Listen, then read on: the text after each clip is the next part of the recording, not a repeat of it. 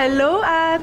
Hello, Lilu. Thank you for accepting doing this interview. You're the author of Ending the Global Casino. Yes. And we're here in Amsterdam, in Holland, your country. Yes, it's my country, yes. So you have over 30 years of banking experience, and you're an author, you're a consultant, you're an economist. So it's really a delight to be speaking with you right now. Thank you. About the economy, the market. So tell us, paint for us a little bit the picture, the financial market and the status. How is it right now? Right now, the financial markets are all shaky. And today it's the euro, tomorrow it's the dollar, over tomorrow it's the sterling. There's news, there are rumors, there's much speculation, and what I expect from it in the near future is that somehow it will go wrong because too many things happen. It's like many floods that that attack a dike, and in the end the dike is that weakened that the next flood is going over it and drowns the land. We live here in a low land, so that's why I'm talking about dikes and floods. So how did we get there? How did it become so bad, and when did it start really slipping big time? In the end, because money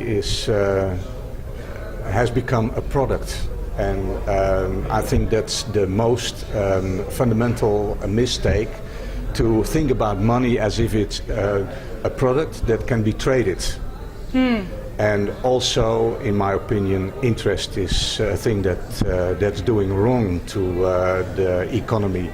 A little example: if a far ancestor of you had put 50 euro cents on a bank account in year zero, and you had 5% compounded interest, then you would have today the possession of 5 golden earth globes. So that clarifies how the influence is of compounded interest. And the German academic Mrs. Margaret Kennedy has said it's like an exponential process, and exponential processes, for instance in biology, tend to extinguish the biological organism. It's just the same with our money system. In the end, it's ruined by interest. She also says that all prices could be at least 40% lower if there were no interest. And if you add to that the receipts of interest go to a very small part of our world population, then you can imagine that we all work in earning interest for a very small part of the world population. So, but really, regarding the you're saying it's the money the problem and not the people, not us? You're saying... What I say is that the system is a big problem. Yeah. The system has grip on us because there is greed. Yeah. And there is the urge with many people to possess more and more and even more. Yeah. Yeah, indeed, there is a thing like consumerism, but in the end, as this system provokes greediness, ending this global casino would be the beginning of something better, in my opinion. So how did you describe this global casino? Why did you use the word casino? Yeah, I use the word casino because, for instance, 98% of all financial transactions are speculative. Only 2% pertain real economic transactions. So the whole money system is based on speculation for the very big part. So how can we change that? Are some things happening to change that? There are and do we already have an things individual happening. responsibility? Of course, it begins with us. We have to be more conscious about money, what money is. We have to be more conscious about what we're consuming, why we're consuming, also with the idea to have more and more. I'm not, someone who says we shouldn't have anything. That's not true, but we should be more conscious consumers. How can we step out this system? Well, there are already many initiatives all over the world. I mentioned some. I mentioned in Sweden we have the Jackbank, where people lay in their money interest-free, and it's lent out also interest-free. This bank is surviving under severe conditions, because surviving as an interest-free bank in conditions where interest is normal is very hard. Still, they manage to survive, so that's hopeful for me. And this initiative is already taken over by an organization in Italy, and there are more countries who are interested in this system. There's more. There's also, for instance, the Weerbank, and the Weerbank is already existing since 1934. It started with 16 businessmen who came together in the former Great Crisis, in the Great Depression, and said to one another, it's foolish that we can't do business because there's no money. So they brought into circulation their own money. And this system has survived until today. And 60,000 businesses are member of the organization.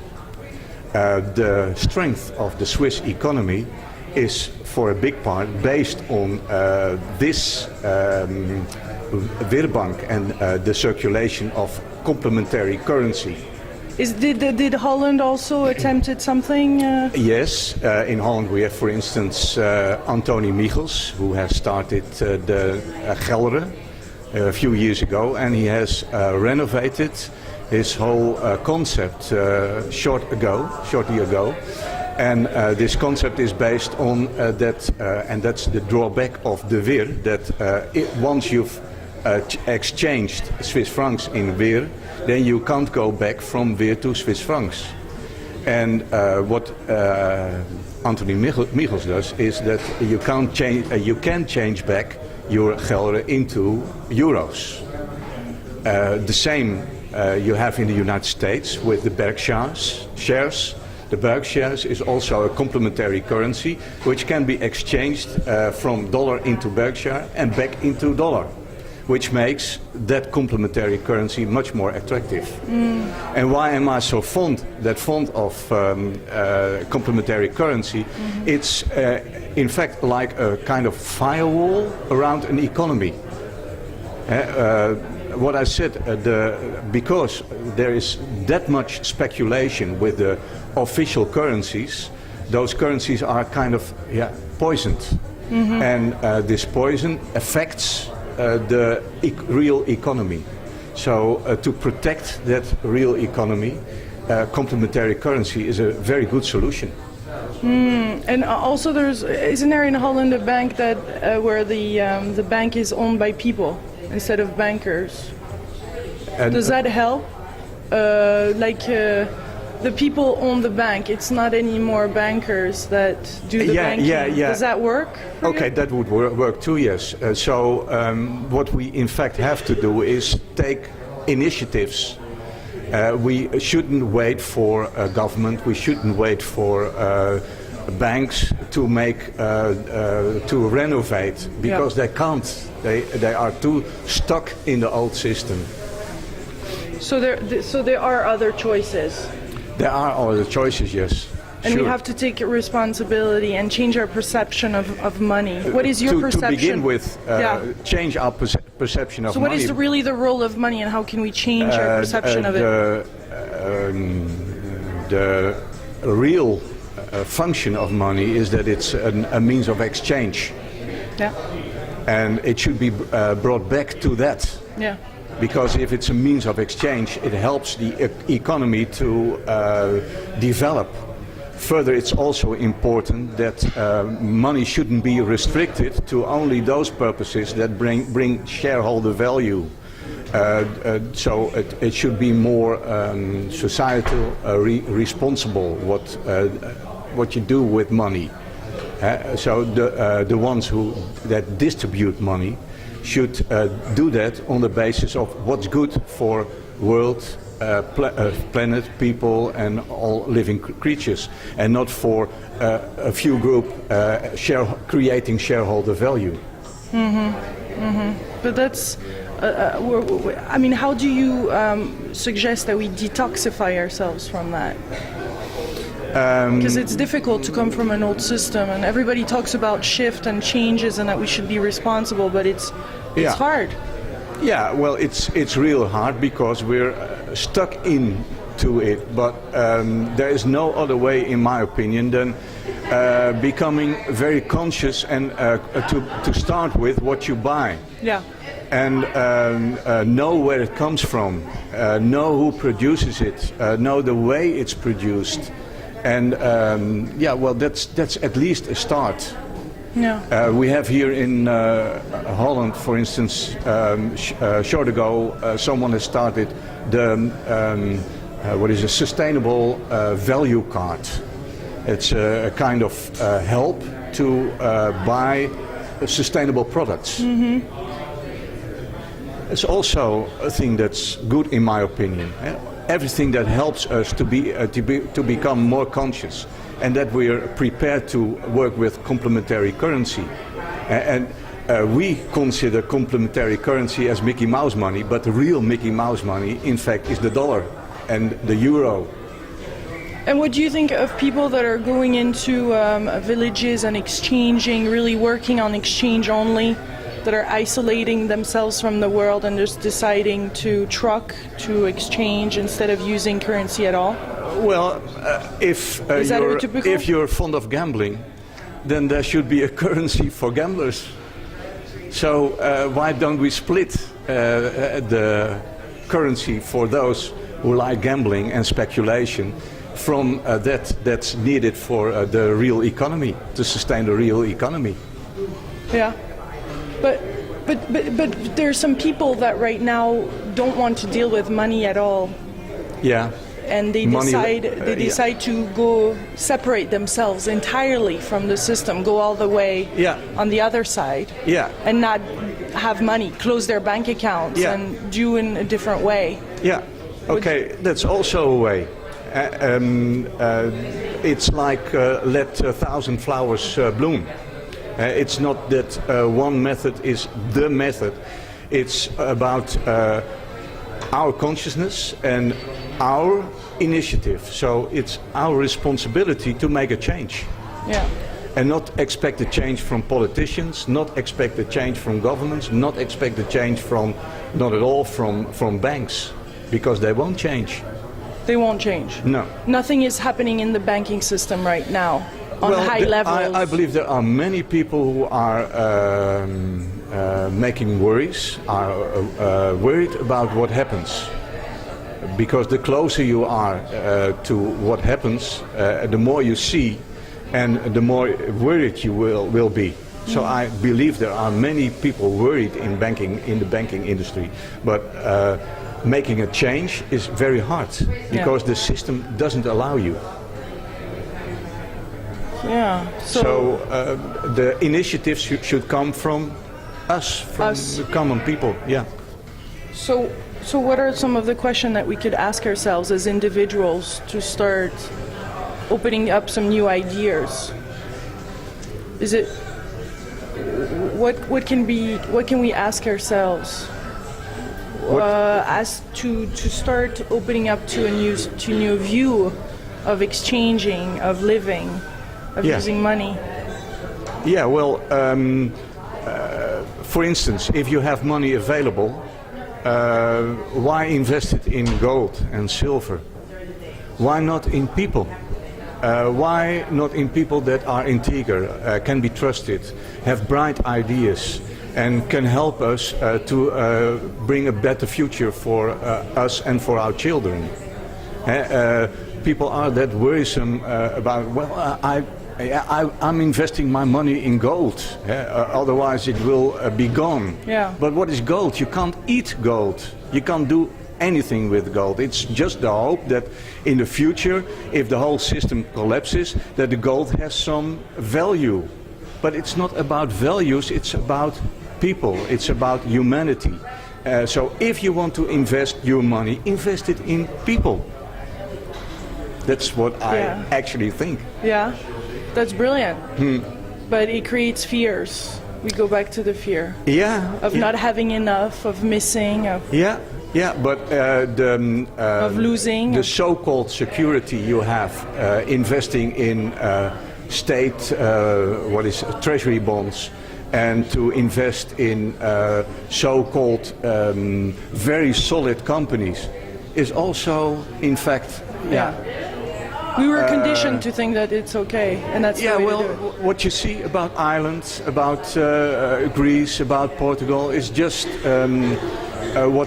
what's about to come. Yeah. There will many countries follow. So what is the value of your treasury bond then? Yeah. There is far too much money created. It's a mountain of money. Yeah. And has it flown into the better things, in the better initiatives? No. It all has flown, and that's the system, to one side. And there is no creativity at all there. Yeah. Not. Yeah. So how do you see the next few years or next months coming up? Because I mean the financial market since 2008, the 29th of September have crashed, and since then it's been. This is what is done now is a kind of trust game. Yeah. By patching up the holes in the dike, it seems as if things fit, and the mainstream media also bring the message: it's okay, it's going better. There's some doubts. There are some doubts, but there's light in at the end of the tunnel. But I think that's only the message to keep us free from too much worry. Yeah. I think we should be prepared for a collapse of the whole system. I'm afraid it's unavoidable, and that seems to be a shocking message. Yeah. But I only say this because we need to do something. That's my opinion. And when, I can't tell you when, but it will happen. So what does a financial collapse looks like? Very practical. How bad that can you it go be? to your cashier Cash machine, and cash machine. you can't take it. You want to have some euros or dollars, and it will not pay out. That's what you will have in practice. Things will stuck. It will stop because there's no money circulation anymore. It starts with what we had in 2007, with a complete mistrust, and that it all threatened to stop. And by the reactions of governments who have put very much money into the system, it has been patched up for the time being. But somewhere it will happen again, that there will be mistrust, and then it all stops, because the whole machine is still going on what you call trust. Yeah, and they keep on producing more and more, especially in England, they keep on producing more and more money, bills. Yeah. And then it creates even more mess. But it doesn't create value. No. It doesn't create because the ones who have to create value are we. Yeah. We are the creators of value. Yeah. Money doesn't create value. that's also a misconcept, that we think that money can create value. Money doesn't work, money doesn't create value, human beings create value. So whatever project we have, to finish on a positive note, and what we can create, what are the... So if we have a project in mind, you're saying don't focus on the lack of money. Yeah. Focus on the people, on the resources, and focus the in creative SMEs. solutions. Focus on SMEs. Focus on those people who have bright ideas, technological, innovating ideas about a better future for the planet and for all its living creatures. And I think it's possible because man is that creative. If they really want, it can happen. But we should do it ourselves. We should awaken, because it's just as if we are in a hypnotic sleep somehow. So some people say the planet is awakening. So for you, the money collapse is part of the awakening of the planet to a higher consciousness? It happens because there are changes. The planet is changing. We are changing, and so it happens because there are changes. It's not necessarily the start of a change for the better. That's our responsibility, I think. Is there something that you want to leave us with, that your book deals with, that we haven't talked about, that is important in your eyes to say? Yeah, well... regarding this ending global casino? In the book I've written about normal people who are unemployed, who see the unemployment figures, who have their ideas about it, and the official statistics deny that.